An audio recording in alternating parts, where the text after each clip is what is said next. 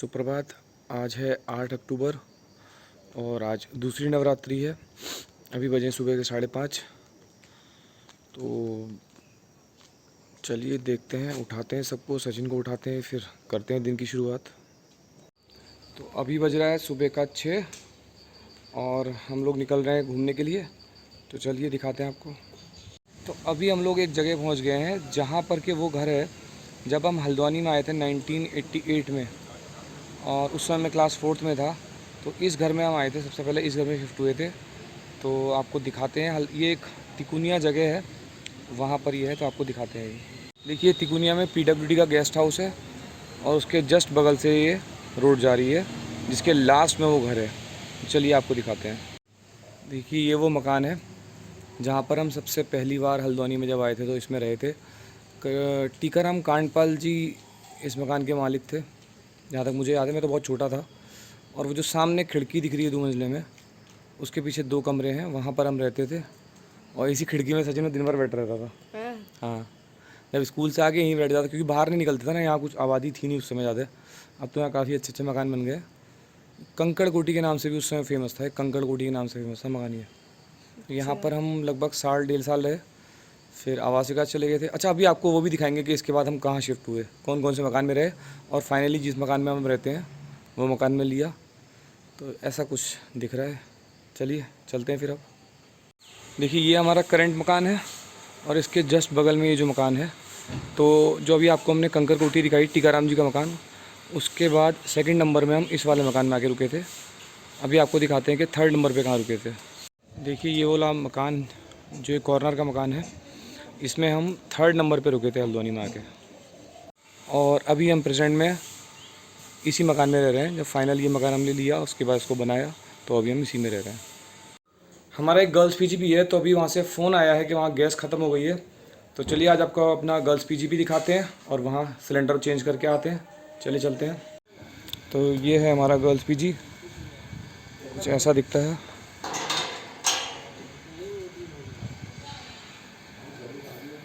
चलिए अंदर चलते हैं, सिलेंडर बदलते हैं और मिलवाते हैं आपको यहाँ कुछ लोगों से।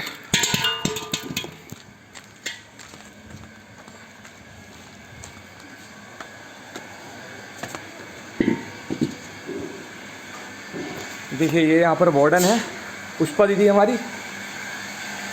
दी ब्लॉग देखते हो आप? नहीं देखते होगे, कल वाला देखना, उसमें आप भी आओगे। और ये नीलम दीदी है, ये यहाँ पर किचन की पूरी जिम्मेदारी संभालती हैं। देखिए, चलिए सिलेंडर बदलते हैं, फिर चलते हैं घर को। आज मेरा 2nd व्रत है, दूसरा नवरात्रि है और सुबह के बज रहे हैं 9। तो दिखाते हैं आजकल के मैं नवरात्रि में नाश्ता क्या करता हूँ। तो देखिए, ये मेरा नाश्ता रहता है ना व्रत में। 1 गिलास दूध है और थोड़े से मखाने कुछ और 2-4 काजू। तो ये ही नाश्ता रहता है नवरात्रि में। चलिए नाश्ता करते हैं, फिर जाते हैं, दुकान खोलते हैं। तो अभी सचिन और मेरी यहाँ पर रामलीला को लेके बात चल रही थी।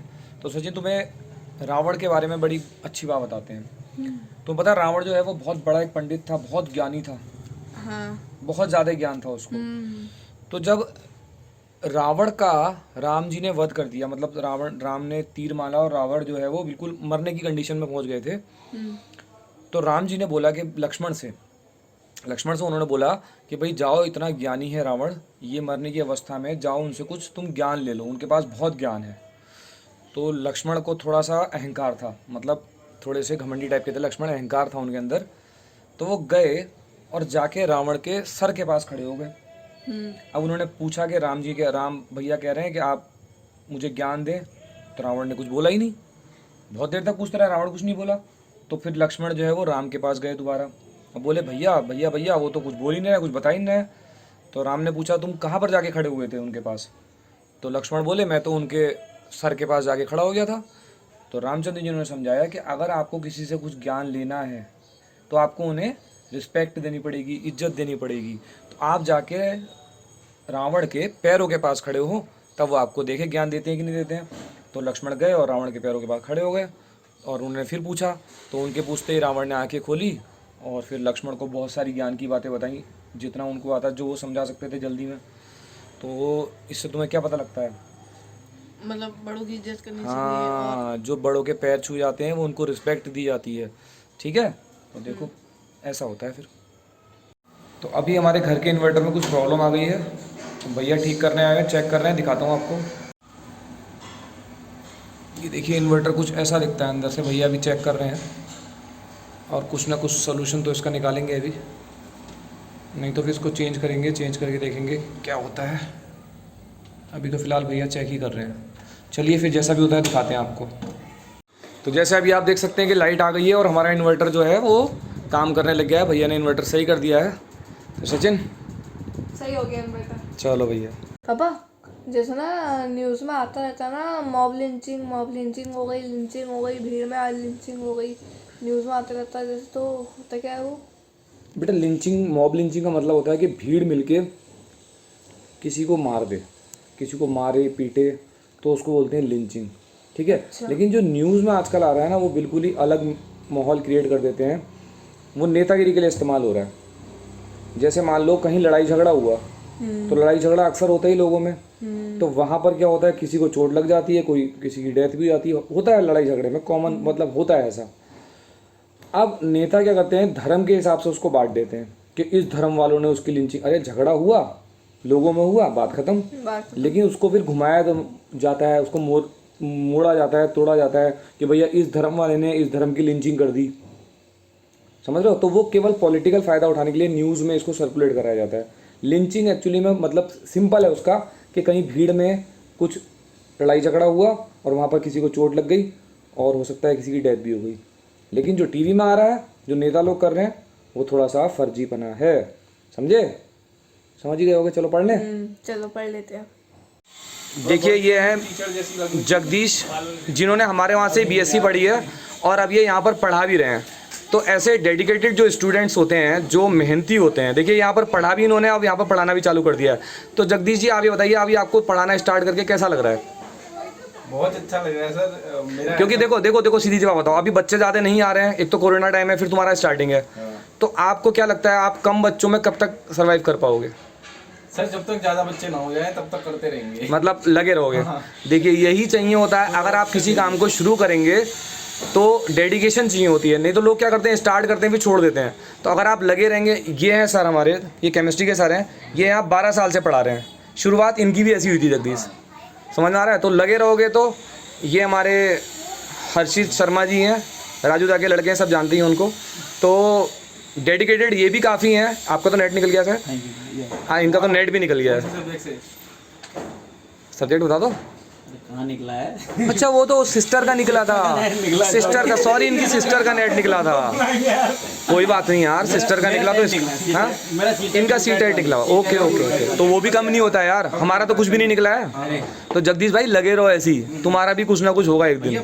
तो देखिए सचिन ने जियो मार्ट से कुछ खाने का सामान मंगाया है, इसमें चॉकलेट्स वगैरह मंगाई हैं और ये बोल रहा है कि काफ़ी सस्ता आया है।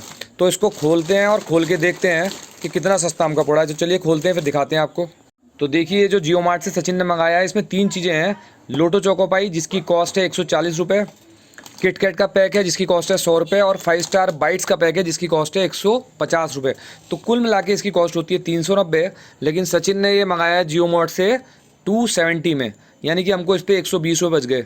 तो नीमा जी इस बचत के बारे में क्या कहना चाहेंगी आप? रिफाइंड और सरसों का तेल भी मंगा ले रहे हैं फिर। हैं कर तो ऑर्डर अभी से आ जाएगा। सचिन कर दे जरा यार। तो इसका मतलब है जियो मार्ट तो बड़ी काम कीजिए भाई, सब लोग ट्राई करो। जियो हमारी स्वदेशी कंपनी है, अगर ये कुछ सस्ते में दे रहे हैं तो अमेजन वगैरह से बहुत अच्छा है। हम तो यहीं से सामान मंगाएंगे अब। चलिए फिर मिलते हैं थोड़ी देर में।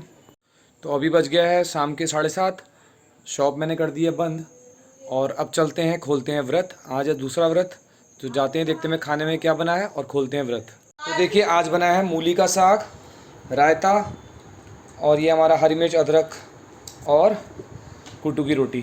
तो चलिए खाना खाते हैं फिर मिलते हैं आपसे। तो अभी बज गए हैं रात के 8 और मैंने खाना खा लिया है, हम सब ने खाना खा लिया है। कल हमको कहीं बाहर जाना है, कुछ काम से जाना है, तो वो आप कल के व्लॉग में देखेंगे कहाँ जा रहे हैं। लेकिन कल हम जाएंगे तो हम गाड़ी से ही जाते हैं। तो सचिन बड़ा एक्साइटेड होता है अब कहीं जाते हैं क्योंकि उसे गाड़ी चलाने को मिलती है। तो सचिन कल तू गाड़ी चलाएगा? हाँ बहुत लंबी, कद्दू बहुत चलाएगा? लंबी थोड़ी सी मिलेगी ना, बहुत लंबी, बहुत लंबी क्यों चलाएगा भाई? बहुत लंबी तो चलाऊंगा। तेरे चक्कर में मम्मी की कहीं रह जा रहे हैं तो मैं कब चलाऊंगा फिर? तो तेरी चक्कर में मम्मी की रह जाती है फिर। तो कितने किलोमीटर बता दे। अच्छा सिंगल लेन में हम गाड़ी नहीं देते हैं, मैं इनको भी नहीं देता हूँ। तो 60 किलोमीटर, उसमें से 30 किलोमीटर सचिन चला लेगा और 30 किलोमीटर नीमा चला लेगी। सही है नीमा? हाँ तू चलाएगी नहीं चलाएगी? मैं 60 चलाऊंगी। मम्मी अच्छा एक बार बताना, चल रुक जाओ। मम्मी इन दोनों में गाड़ी कौन अच्छी चलाता है? गाड़ी तो सचिन ही अच्छी चलाता है। नीमा तेरी झंड हो गई। नहीं, जो बात है ना मैं 60 किलोमीटर चलाऊंगा पूरे। नहीं नहीं नहीं नहीं तो पीछे से वही तक पूरा। सचिन बहकता नहीं है, गाड़ी बिल्कुल सही ले जाता है, बिल्कुल स्पीड भी सही। बेटे तारीफ हो रही है आज तो अभी करते हैं इस ब्लॉग को यहीं पर एंड। तो अगर आपको आज का व्लॉग पसंद आया तो प्लीज़ लाइक करो, शेयर करो, सब्सक्राइब करो, घंटी दबाओ, कमेंट करके बताना कैसा लगा। मिलते हैं कल के व्लॉग में। सब सरप्राइजिंग में तैयार रहना 8 बजे। तब तक के लिए शुभ रात्रि। जय श्री राम। जय श्री राम। जय माता दी। जय माता दी।